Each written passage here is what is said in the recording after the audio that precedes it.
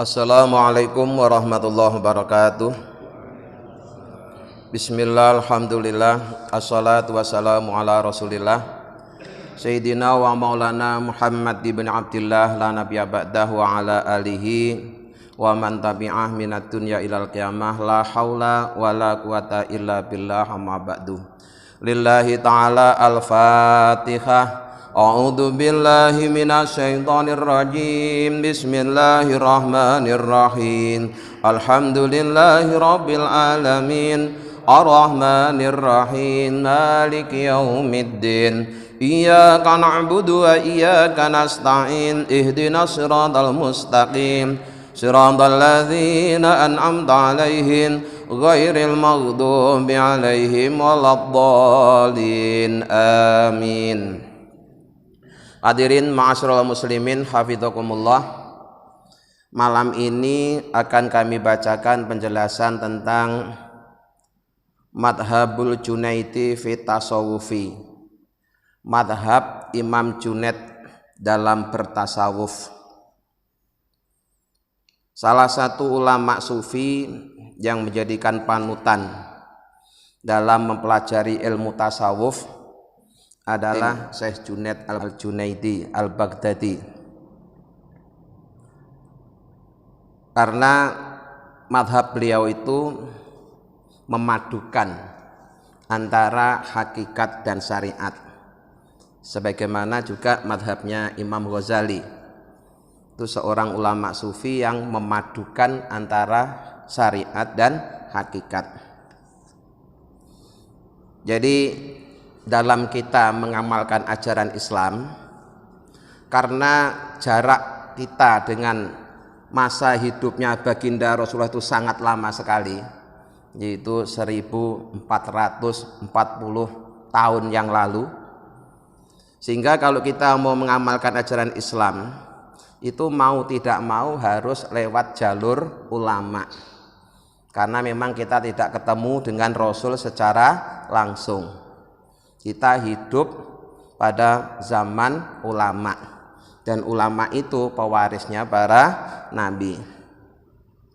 Dalam masalah akidah, madhab yang diikuti adalah madhabnya Syekh Abdul Hasan Ali Al-Asy'ari dan Syekh Abu Mansur Al-Maturidi. Kemudian dalam fikih yaitu ada 4 madhab, itu Imam Hanafi, Imam Maliki, Imam Syafi'i, dan Imam Hambali. Dalam bertasawuf itu yang terkenal 2, yaitu Syekh Junaidi sama Syekh Imam Ghazali. Mengapa para ulama memilih Syekh Al-Junaidi ini sebagai imam madhabnya dalam bertasawuf? Karena salah satu fatwa beliau adalah bahwa setinggi apapun kedudukan seorang di hadapan Allah, maka kedudukannya itu tidak akan menggugurkan kewajiban syariatnya, dan dia tetap terikat hukum halal dan haram. Sementara sufi-sufi yang lain itu ada yang ketika dia telah mencapai makom tertentu kemudian sembrono dalam masalah syariat. Tetapi kalau Syekh Junaid ini tetap disiplin menjalani syariat. Mengapa? Karena tasawuf itu adalah ajaran yang dicontohkan oleh baginda Rasulullah Shallallahu Alaihi Wasallam. Ini bukan karangannya ulama, tapi memang ada contoh langsung dari baginda Rasulullah Shallallahu Alaihi Wasallam. Sementara hamba Allah yang paling tinggi kedudukannya tentunya adalah Rasulullah. Bahkan Rasulullah itu seandainya berdosa sudah dapat jaminan diampuni. Surga pasti, bahkan dapat surga yang paling tinggi yaitu surga Firdaus. Namun demikian kenyataannya Rasulullah tetap tekun disiplin menjalani syariat. Bahkan Rasulullah kalau sholat sunnah di malam hari saja itu kakinya sampai bengkak. Ya, padahal semuanya sudah dijamin, tapi tetap Rasulullah memberikan contoh kepada umatnya untuk disiplin menjalani syariat. Nah, Syekh Junaid Al-Baghdadi itu juga begitu. Ketika beliau sudah dalam kondisi naza itu saat-saat menjelang kematian, itu beliau tidak meninggalkan wiridnya, tetap menjalani amal soleh yang rutin dia lakukan. Sehingga ketika ada orang yang menanyakan mengapa sudah dalam kondisi naza masih juga wiridan, beliau mengatakan karena ingin mengakhiri hidupnya dengan wiridnya, ingin catatan amal solehnya diakhiri dengan wirid. Maka beliau tidak meninggalkan wirid walaupun sudah dalam kondisi naza. Kemudian ketika ada orang yang melaporkan kepada Syekh Junaid bahwa ada sekelompok orang yang ketika mereka telah mencapai keadaan atau kondisi rohani tertentu, kemudian mereka itu meninggalkan kewajiban-kewajiban syariat. Artinya kemudian mereka tidak sholat, tidak puasa, dan hukum-hukum itu semuanya jadi boleh, tidak ada yang haram. Ketika hal ini ditanyakan kepada Syekh Junaid, beliau menjawab, mereka telah sampai gitu. Tapi sampai ke neraka sakor, bukan sampai ke Allah, tapi sampai ke neraka sakor. Ya. Jadi dikiranya kalau kalimatnya hanya sampai itu sudah sampai ke Allah sehingga bebas dari syariat. Ternyata tidak. Kata Junaid, mereka telah sampai tapi ke neraka sakor. Neraka sakor itu disediakan oleh Allah buat orang-orang yang meninggalkan sholat. Kemudian pada kesempatan yang lain, beliau juga mengatakan bahwa dosanya berzina dan dosanya mencuri itu lebih ringan ya dibanding dengan dosanya orang yang menganut faham serba boleh tadi itu. Karena merasa sudah tinggi kedudukan di hadapan Allah, kemudian semuanya jadi boleh. Nah, itu dosa besar itu. Jadi dosanya berzina dan mencuri itu masih lebih ringan dibanding dengan dosanya orang yang menganut faham ibahah, serba boleh. Mengapa? Zina dan berjudi atau mencuri itu memang dosa, tetapi tidak sampai menjadikan orang itu keluar dari agama Islam. Ya, dosa sih tetap dosa, tapi tetap sebagai orang Islam. Sementara yang penganut faham ibahah tadi itu serba boleh, karena sudah merasa tinggi kedudukannya, orang seperti itu telah keluar dari Islam tanpa dia sadari. Digambarkan seperti orang yang mencabut rambut dari adonan, jadi saking lembutnya dia tidak terasa. Jadi kalau ada orang merasa telah menduduki makom tinggi di hadapan Allah, kemudian dia merasa sudah tidak wajib sholat lagi, sudah tidak ada yang haram lagi, semuanya jadi boleh, maka orang seperti itu sesungguhnya dia telah keluar dari Islam, ya, telah keluar dari Islam. Nah, oleh karena itu di awal sudah pernah kita sampaikan penjelasan bahwa dalam bertasawuf seseorang itu tidak boleh meninggalkan fikih. Ya, dalam bertasawuf seseorang tidak boleh meninggalkan fikih. Barang siapa yang bertasawuf tanpa fikih, maka dia akan menjadi kafir zindik. Ya, kafir zindik itu ya seperti penganut aliran kebatinan. Ya, dia tidak punya syariat. Yang penting eling gitu. Sehingga kalau sholat ya, dia tidak perlu rukuk dan sujud, yang penting eling. Dan itu dari dulu sampai sekarang tetap ada, ya, tetap ada. Sementara orang yang berfikih tanpa tasawuf, dia akan menjadi fasik. Fasik itu ya dosa. Karena apa? Karena fikih itu bisa diakali, Pak. Ya, hukum-hukum fikih itu bisa diakali. Sehingga kalau seorang itu hanya belajar fikih saja, tidak belajar tasawuf, dia akan pandai mengakali hukumnya Allah. Maka dia dihukumi fasik, Ya, fasik itu dosa, tapi tidak sampai keluar dari Islam. Nah, kalau yang zindik ini ya bisa sampai keluar dari Islam karena telah meninggalkan syariat. Rasulullah Shallallahu Alaihi Wasallam telah bersabda, la yu'minu ahadukum hatta yakuna hawahu tabi'an lima ji'tu bihi.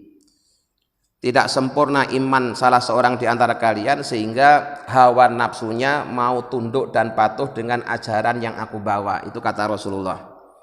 Ya. Sementara ajaran Rasulullah menyatakan dan Rasulullah sendiri memberikan contoh bahwa beliau tetap disiplin, tekun menjalani syariat, tidak pernah meninggalkannya. Maka kalau ada yang sengaja meninggalkan syariat karena merasa sudah tinggi kedudukannya, ya dianggap telah keluar dari ajaran Islam. Allah juga telah berfirman di dalam Al-Quran, Qul in kuntum tuhibbunallaha fattabi'uni yuhibbukumullah.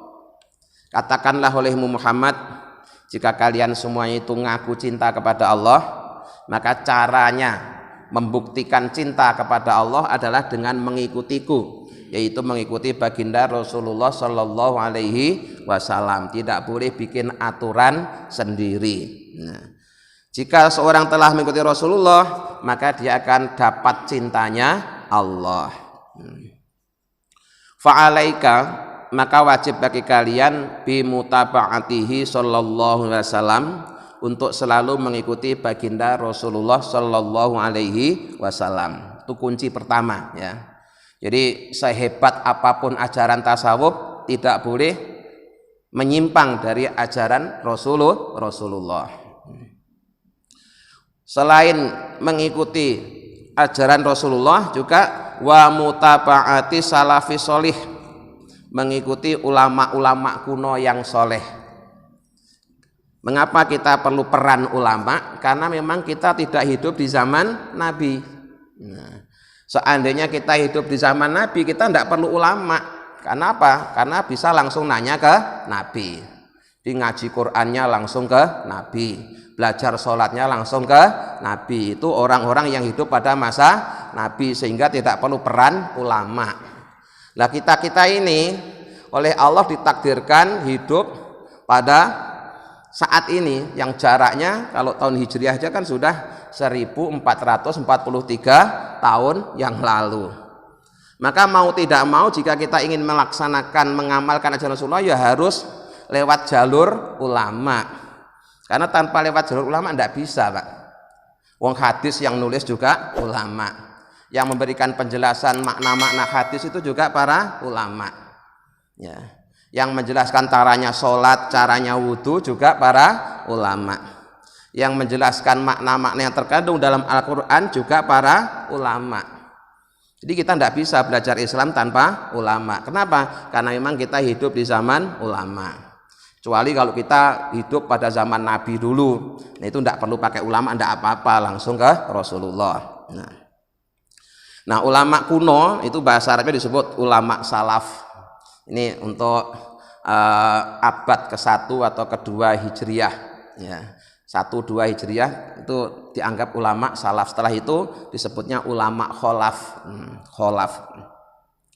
Ngikuti dalam hal apa? Pertama, fil aqwali, dalam beberapa sabdanya, wal af'ali, dan perbuatannya, wal ahwali, dan sikap-sikapnya. Tahus, jika kalian bisa seperti itu, tahus, maka engkau akan memperoleh maqamahum, kedudukan mereka, jadi pengikut mereka.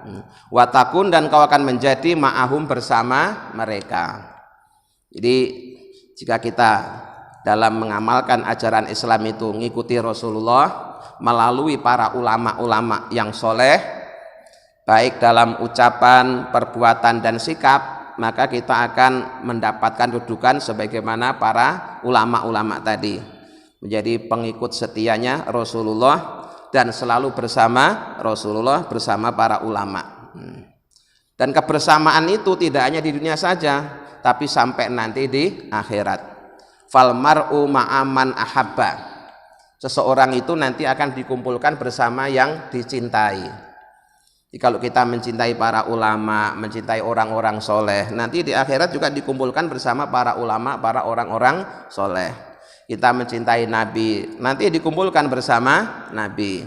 Kita mencintai sahabat Nabi, ya, akan dikumpulkan bersama sahabat Nabi. Karena nanti di akhirat seseorang akan dikumpulkan bersama orang-orang yang dicintai.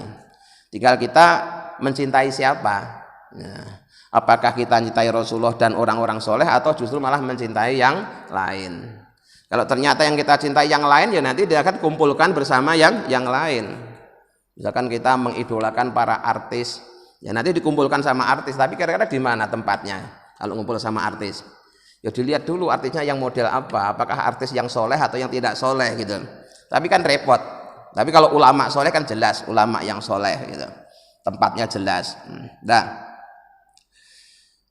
li'anna man akhadhal haqa'iqa minal kutubi la dzauqa indahu.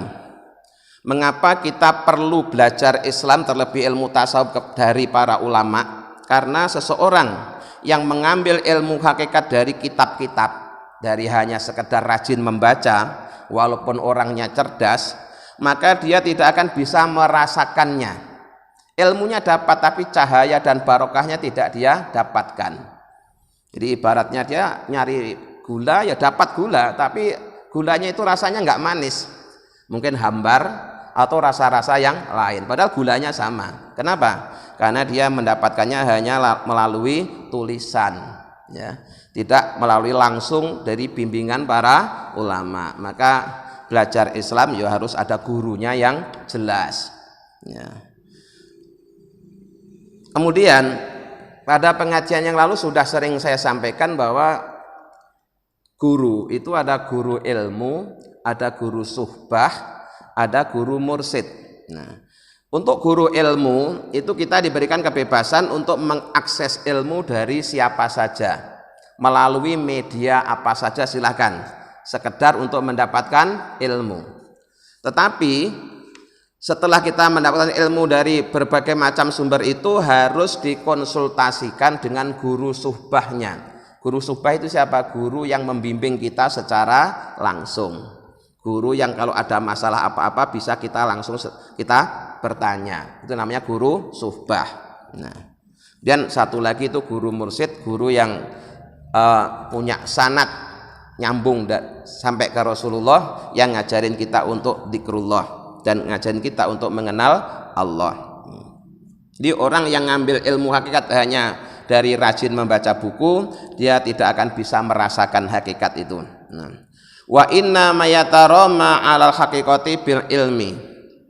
Jadi ya, bila seseorang ingin mendapatkan ilmu hakikat, ya harus dengan ilmu yang didapat melalui seorang guru. Fayattabi'u rukhsah wa yaskutu fi mawahil hawa. Jika seseorang tidak dibimbing oleh seorang guru, dia belajar sendiri, dikhawatirkan dia akan mengikuti yang ringan-ringan, karena kecenderungannya orang itu milihnya yang ringan. Kalau sudah ringan, ya, dia akan jatuh ke dalam jurang hawa nafsu yang sangat dalam. Jadi beragamanya bukan mengikuti tuntunan Rasulullah, tapi mengikuti hawa nafsu, karena semuanya ditafsirkan menurut nafsunya. Ya, ditafsirkan menurut nafsunya sendiri. Itu bahayanya di situ. Wa amman kana min ahlil adwaqi. Adapun orang yang keberadaannya termasuk ahli rasa, ya, ahli rasa yang ilmunya itu ada ruhnya gitu. Fasirruhu maktumun, maka rahasianya tersimpan. Wa amruhu mahzumun, dan urusannya sudah digulung, semuanya diserahkan kepada Allah, tidak akan diurai. Ibadatuhu, ibadah mereka adalah adabun wa syukrun, yaitu menjaga adab dan selalu bersyukur. Menjaga adabnya dengan Allah, menjaga adabnya dengan sesama ciptaan Allah, dan selalu bersyukur, sehingga walaupun sudah dijamin pasti masuk surga, tetap beribadah, karena ibadahnya sebagai ungkapan rasa syukur. Yang ditiru siapa? Rasulullah, ya. Jadi ketika Rasulullah ditanya, "Ya Rasul, bukankah engkau sudah dapat jaminan dari Allah, tapi mengapa masih juga sholat malam sampai kakinya bengkak?" Kata Rasulullah, "Apakah aku tidak pengen jika aku menjadi hamba Allah yang pandai bersyukur?" Wa huwa ahaqqu bidawami syukri, dan mereka itu paling berhak dalam mendawamkan syukur. Jadi syukurnya itu dia lakukan terus menerus. Nah, setiap tarikan nafasnya, setiap detak jantungnya merupakan ekspresi dari rasa syukurnya kepada Allah. Sedetik pun tidak pernah mengeluh. Wa kaifa yunkirul wasitota, bagaimana seseorang mengingkari perantara. Walau lal wasitotu, seandainya tidak ada perantara, la dhahabal mausutu, niscaya dia tidak akan sampai ke tempat yang dituju. Ya. Kita bisa ngikuti Rasulullah itu mau tidak mau perantaranya lewat ulama, karena kita tidak bisa melihat langsung dengan Rasulullah, tidak ketemu langsung dengan Rasulullah, maka kita tidak boleh mengingkari peran ulama. Wong kita bisa ngaji itu ya yang ngajarin guru ngaji kita bisa sholat, dulu belajarnya sholat juga lewat guru agama, tidak belajar langsung dari Rasulullah. Nah, guru-guru yang ngajarin kita itulah disebut perantara. Ya, maka kita tidak boleh meremehkan perantara. Seseorang yang meremehkan perantara ya tidak akan sampai ke tempat yang dituju. Nah, qala telah berkata Sahabul Abul Hasani, Sahabul Hasan Ad-Daraji radhiyallahu anhu, semoga Allah selalu meridhoinya. Dzakarul Junaidu alal ma'rifati billah wa ma yuraunahu minal aurati wal ibadati ba'dama atakhafahumullahu bihi minal karomati. Syekh Junaid telah menyebutkan tentang orang-orang yang ahli makrifat, orang-orang yang telah mengenal Allah, bahwa mereka itu tetap menjaga wiridnya, menjaga ibadahnya, padahal mereka itu oleh Allah sudah diberikan aneka macam keramat. Ya. Jadi ahli makrifat yang benar, orang yang mengenal Allah benar, itu mereka tetap menjaga wiridnya, tetap tekun menjalani ibadah, walaupun mereka sudah diberikan aneka macam karomah. Karena memang karomah itu bukan tujuannya orang ibadah. Ya, karomah itu bonus yang Allah berikan kepada hambanya yang tekun ibadah. Kita ibadah itu untuk menunjukkan bahwa diri kita itu hambanya Allah, untuk memenuhi haknya Allah sebagai Tuhan untuk diibadahi. Maka tidak ada yang menggugurkan kewajiban ibadah selain kematian. Faqala Junaidu radhiyallahu anhu, maka Syekh Junaid berkata, al ibadatu alal arifina ahsanu minat tijani ala ru'usil muluki. Ibadah bagi orang-orang yang telah mengenal Allah itu lebih baik daripada mahkota yang dipakai oleh para raja. Jadi tetap tekun ibadah walaupun sudah diberikan aneka macam karomah. Nah, terkait dengan ini, kisah yang paling populer adalah yang dialami oleh seorang Sultanul Aulia, Syekh Abdul Qadir Al-Jailani. Pernah suatu malam Syekh Abdul Qadir Al-Jailani itu didatangi seberkas cahaya. Kemudian cahaya itu ngaku Allah. Dia bilang kepada Syekh Abdul Qadir bahwa ibadahnya telah diterima, maka saat ini Syekh Abdul Qadir sudah dibolehkan berbuat apa saja. Tidak ada yang haram lagi, semuanya boleh. Nah, Syekh Abdul Qadir adalah seorang rajanya wali yang tekun, tetap berpegang teguh pada syariat. Akhirnya sinar tadi dilempar. Ya, begitu dilempar ternyata itu adalah iblis, setan yang menggoda. Nah, ini banyak, Pak, ya, orang-orang yang tertipu dengan datangnya cahaya tadi itu. Ya, terutama orang-orang yang tidak punya guru. Misalkan dia menyepi ke gua, terus kemudian dapat wangsit, keluar dari gua ngaku jadi nabi. Kan banyak ya, sering terjadi seperti itu kan. Ya, menyepi di mana gitu, dapat wangsit, terus kembali ke masyarakat ngaku jadi nabi. Munculnya nabi-nabi palsu rata-rata sejarahnya seperti itu, ya. Orang yang tekun tahajud, tekun puasa, tapi tidak ada guru pembimbingnya, akhirnya dibimbing sama setan. Nah, itu banyak terjadi seperti itu. Maka penting sekali kita belajar tetap lewat seorang guru. Wa qad ra'a rajulun al-Junaita radhiyallahu anhu wa fi yadihi sabhatun. Kemudian ada seorang laki-laki pernah melihat Syekh Junaid ini di tangannya itu ada tasbih. Tasbih itu sesuatu yang dipakai untuk membaca tasbih, ya. Yang kita sering pakai itu bentuknya butiran-butiran kecil yang dirangkai, yang ada isinya 33, ada juga yang 100 atau 99. Itu disebut tasbih, padahal itu alat, ya, alat untuk menghitung ketika baca tasbih, maka nyebutnya tasbih. Padahal kalau tasbihnya sendiri itu ya membaca subhanallah itu.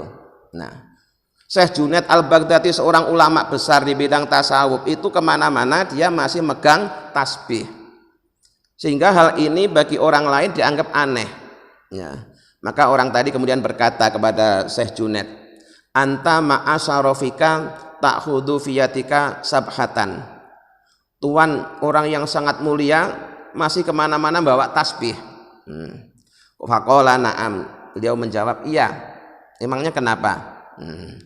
Sababu wasolna ila ma wasolna fala tatrukhu abadan. Sesuatu yang menjadi perantara aku bisa sampai ke Allah, itu tidak akan pernah aku tinggalkan. Jadi Syekh Junaid ini kalau zikir dia kebiasaannya juga sambil bawa tasbih, ya. Sejak dia awal belajar zikir selalu pakai tasbih. Ketika zikirnya sudah sukses pun itu kemudian tasbihnya tidak ditinggalkan. Kenapa? Karena dulu waktu awal-awal dia belajar zikir itu belajarnya lewat tasbih untuk memudahkan hitungan.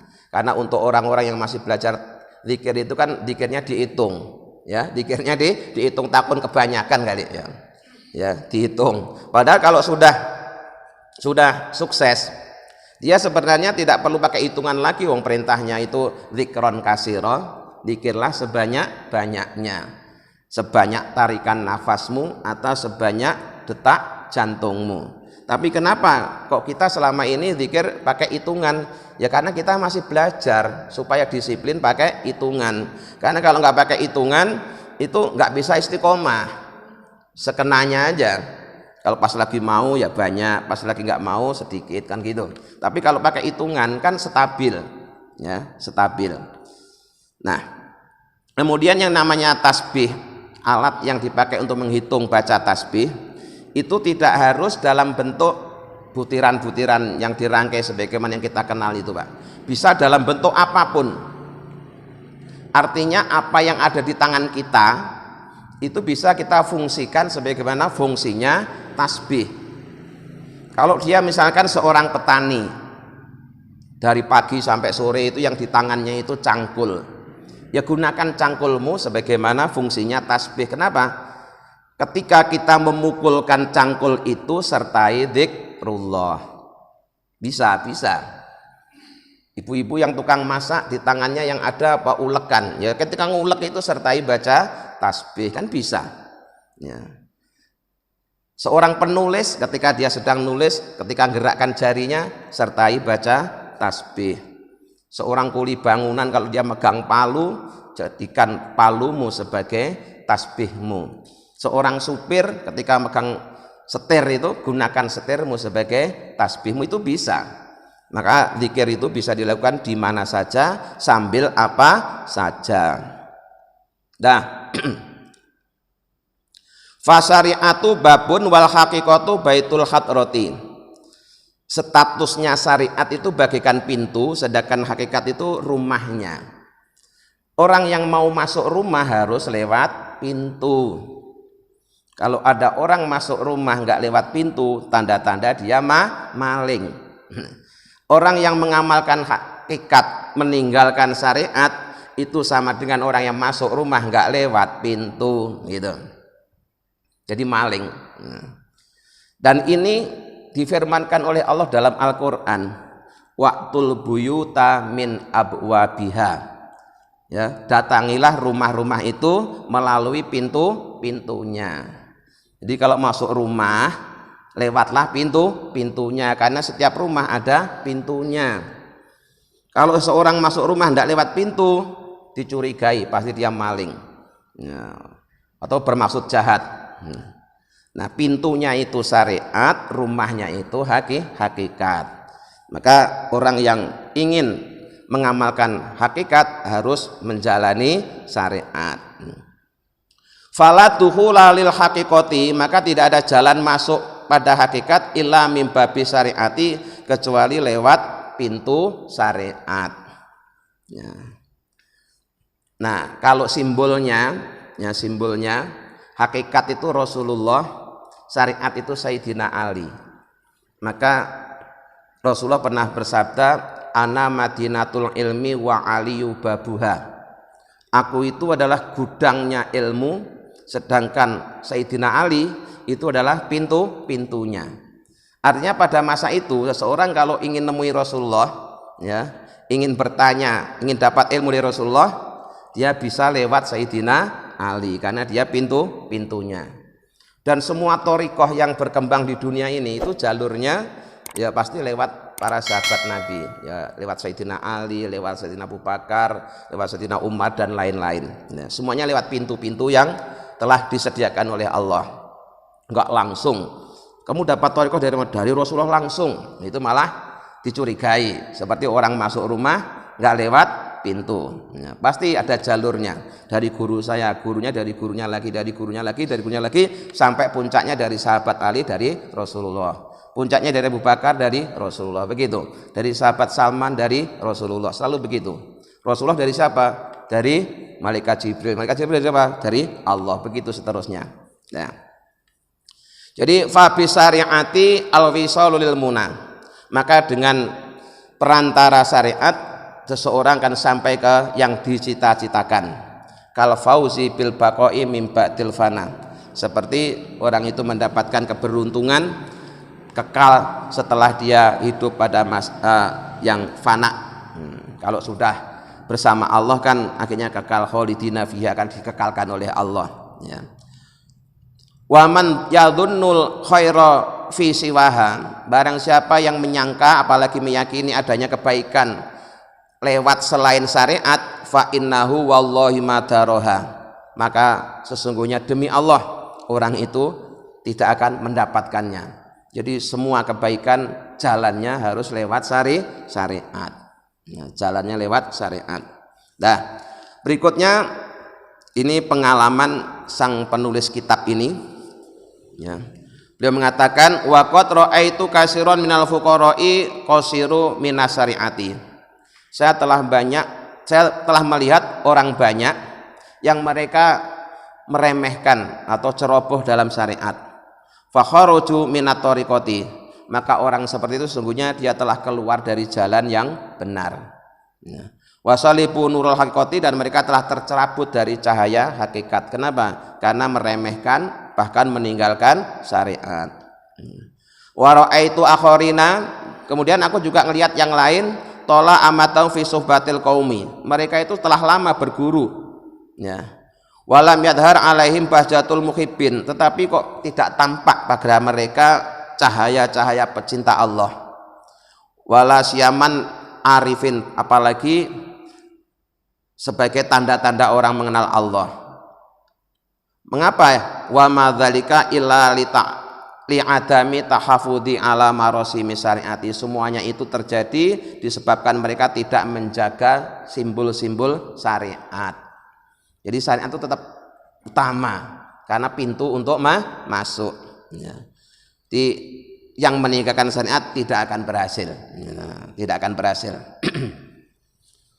Wa kana syekhuna Yazidi radhiyallahu anhu yaqulu kullu man taraka syari'ata min ghairi jadbin wala udrin sulukuhu kabiratun.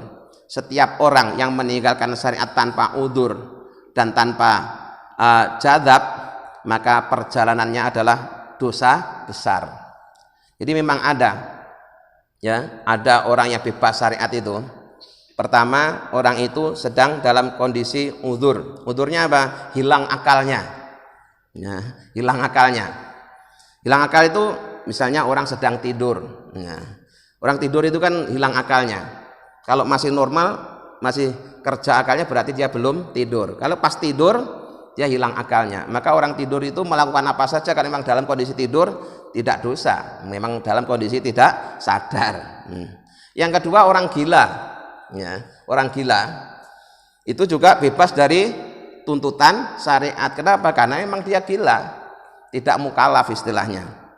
Ya. Nah, kemudian dalam kajian ilmu tasawuf itu ada, Pak, kondisi yang mirip-mirip orang gila. Apa itu namanya? Jadzab. Ya, jadzab. Jadzab itu maknanya ketarik.